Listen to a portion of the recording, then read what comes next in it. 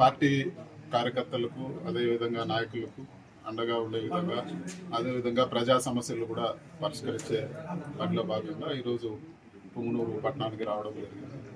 అదేవిధంగా ఈరోజు అందరిని కూడా కలుసుకొని ఏ సమస్యలు ఉన్నా కూడా వాటి అన్నింటినీ కూడా ఒక ఎంపీగా పరిష్కరించే విధంగా కూడా కృషి చేస్తానని చెప్పి కూడా తెలియజేస్తాను. రాష్ట్రంలో మనం వినుకొండలో చూసాము, ఇది వరకు కూడా చూసాము. వినుకొండలో పట్టపగులే 2 చేతులు నరికేసి మెడ నరికేసి ఒక వైఎస్ఆర్సీపీ నాయకుడిని ఏ విధంగా చంపారో ఈరోజు అందరూ కూడా చూసాను. చాలా దారుణమైన విషయం. అదేవిధంగా ఈరోజు ప్రతి నియోజకవర్గంలో కూడా ఈరోజు ఇల్లులు కొట్టేయడము, కార్యకర్తల పైన దాడులు చేయడము, వాళ్ళు కేసులు పెట్టాలని పోతే మరీ తిరిగి వాళ్ళపైన కేసులు పెట్టించడము, ప్రభుత్వ ఆస్తులన్నీ ధ్వంసం చేయడము, ఇవన్నీ కూడా ఒక చెడ్డ ఒరవడిగా ఈరోజు తీసుకురావడం జరిగింది తెలుగుదేశం పార్టీ. ఇది సరైన పద్ధతి కాదు. ఎప్పుడు కూడా ఎవరు కూడా శాశ్వతంగా అధికారంలో ఉండే పరిస్థితి ఉండదు.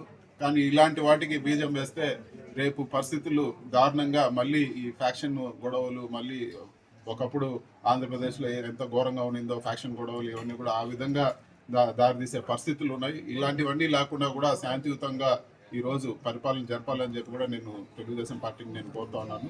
ఎందుకంటే ఈ విధంగా చేస్తే ఎప్పుడు కూడా కాలం ఒకే విధంగా ఉండదు.